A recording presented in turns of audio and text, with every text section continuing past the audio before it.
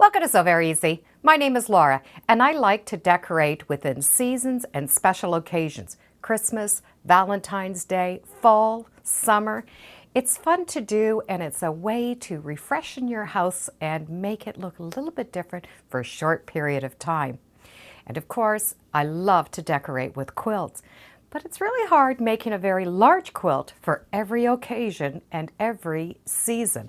So I have found a series of very small quilts that we can decorate for the seasons. And they're designed for this little tri-fold stand.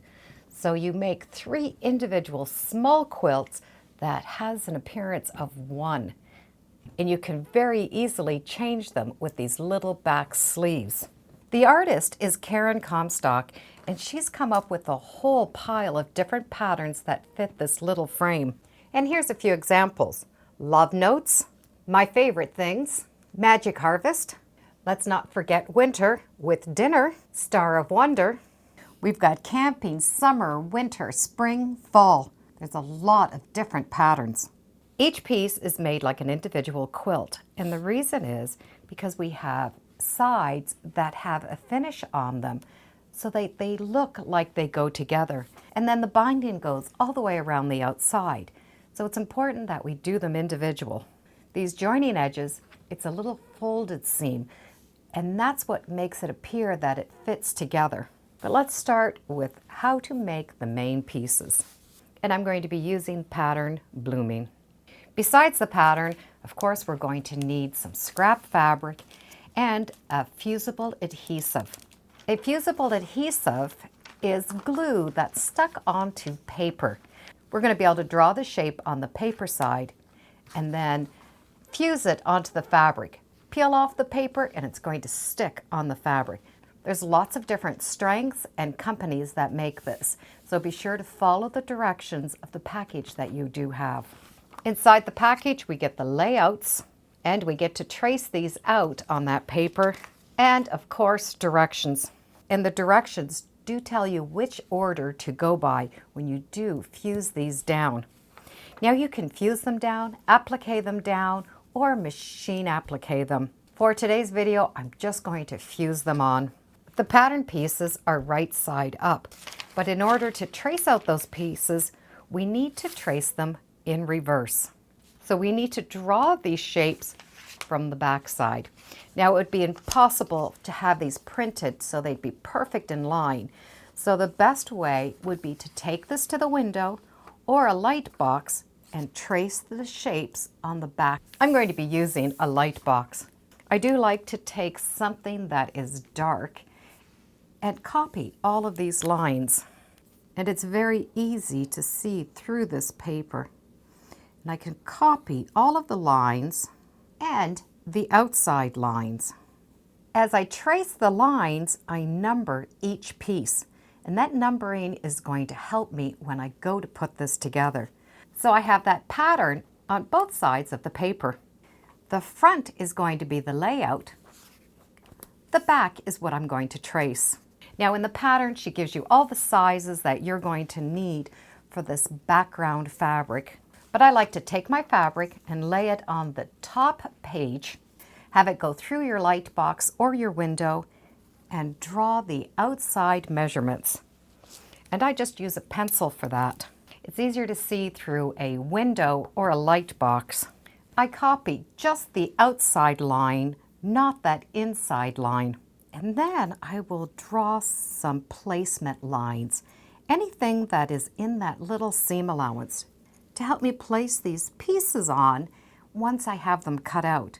And a couple of little marks up at the top, and do that with just the lightest pencil mark that you can see, and that way if you don't cover it, you're not going to notice it. Now that I have my background fabric done with the front of the pattern, I'm going to be able to turn this pattern over. I have the numbers, and I'm going to be able to trace them on top of my paper. As I draw out the shapes, I like to draw out the back ones first. For example, this tulip center would be one of the first ones I would lay down. Then I would have each one of these over top with a little bit of an overlap. It's nice having this clean so you can decide exactly how you want to overlap the pattern. And we do have it numbered to keep us all straight.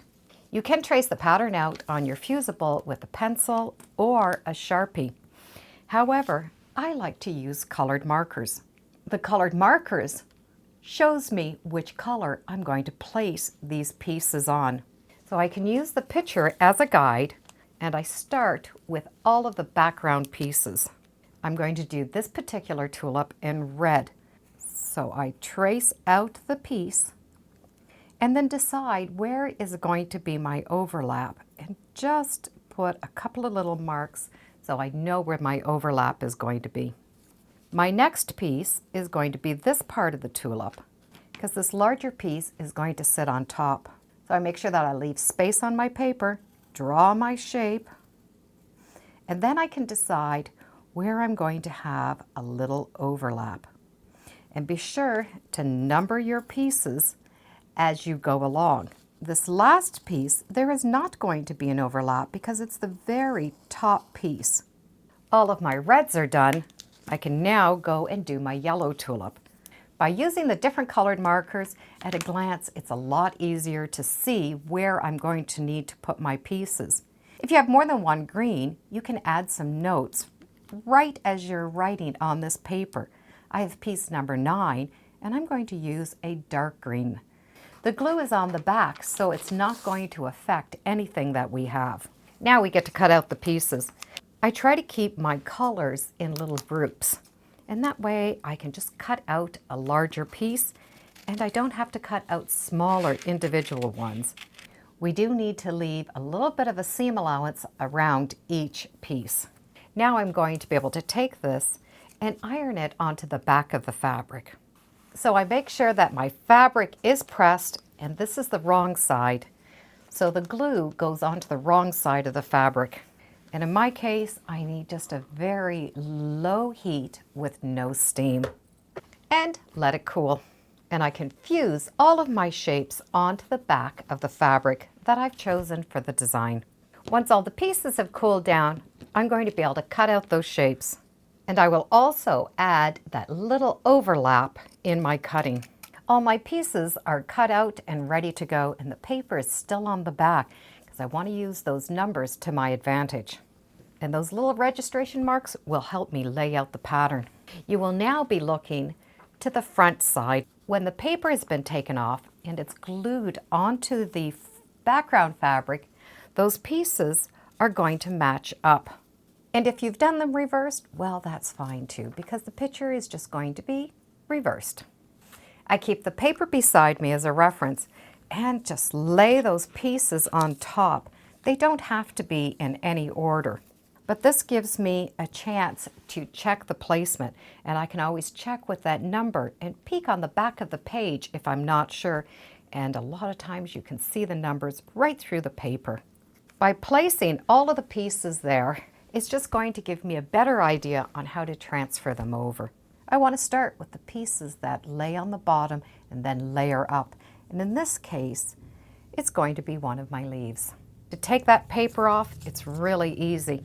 Just take a straight pin and run that pin along the back of the paper. So it's going to put a little rip in the paper. From there, you're going to be able to just peel that off. And with those little pencil registration marks, I'm going to be able to line it up. Just by looking, I know that I'm in the right position, so I can fuse this on following the directions. Now, if you're going to do a finishing stitch around the outside, it's nice that you do one layer at a time, do the stitching, and then build up. But for today's purpose, I'm just going to fuse them and layer them together. Using the registration marks and the picture, I now can fuse my next layer. So I'm going to continue by taking the paper off and fusing them on layer by layer. I now can cut this out to the size that it should be, and I do have my outside lines as a guide. The center panel has a daffodil that is 3-dimensional. I'll show you how I've achieved that.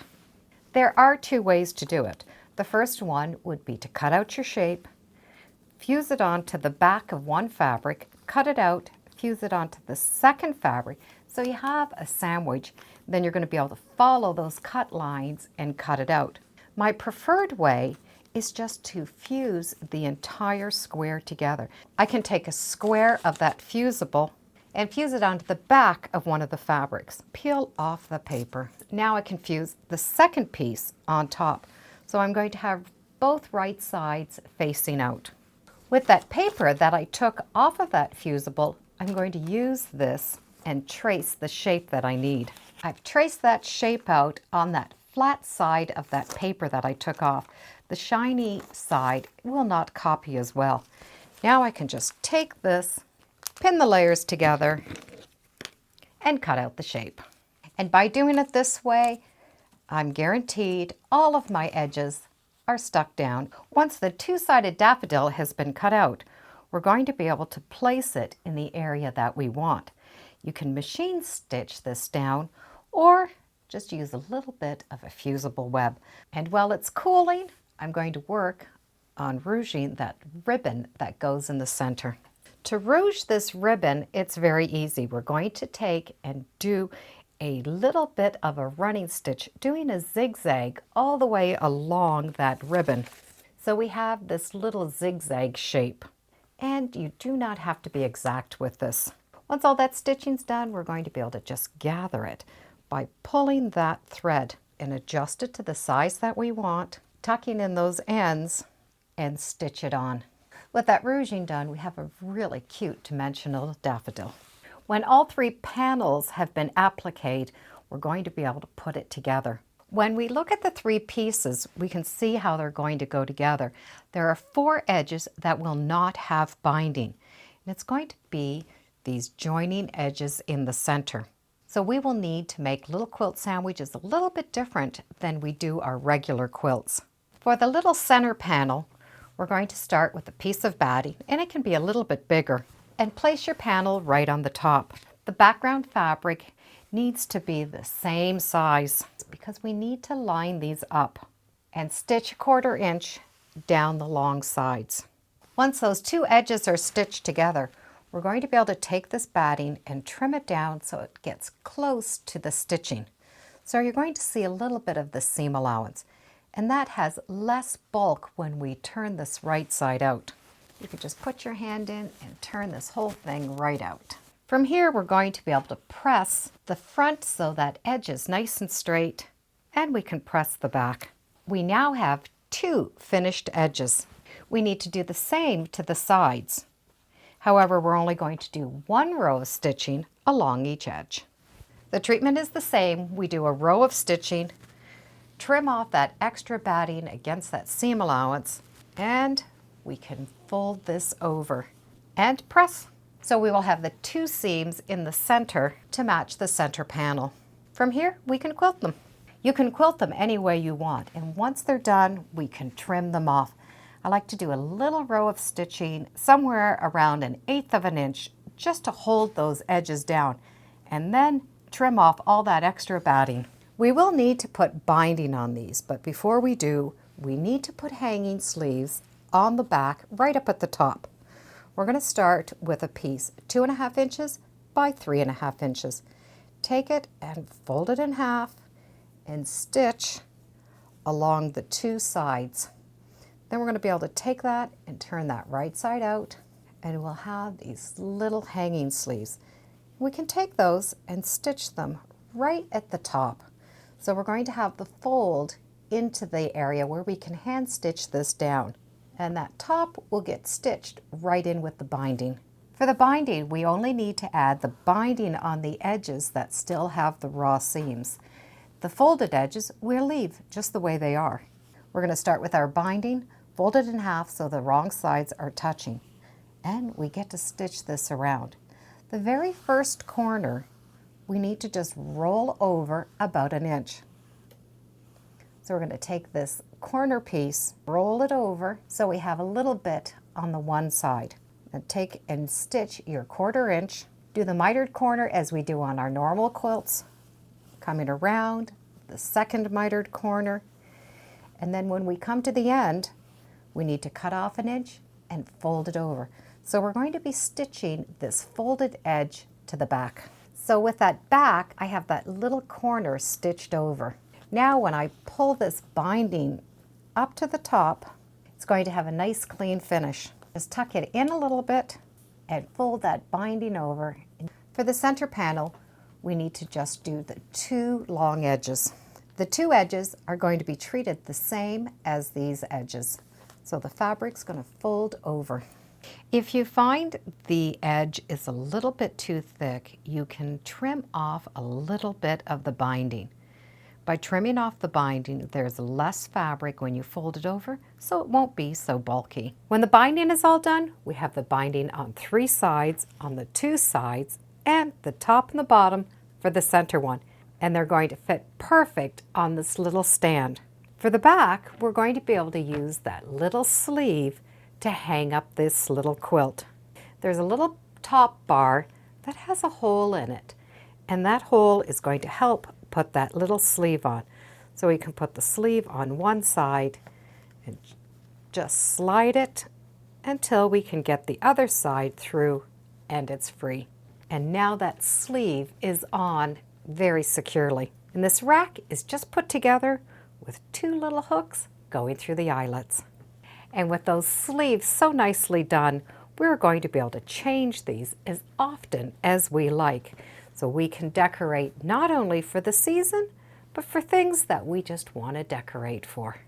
These are definitely fun projects to use up little scraps of fabric and fun to add little embellishments, so each piece is going to be very unique to you. These are definitely a lot of fun to make, and we can embellish them and make every panel just a little bit personal. Now we can decorate for any occasion and whenever we feel like it. I'll put a link in the description to the stand and the patterns, and thank you for joining me today on Sew Very Easy. Feel free to subscribe, and as always, come on back. Let's see what we're sewing next time in the sewing room. Bye for now.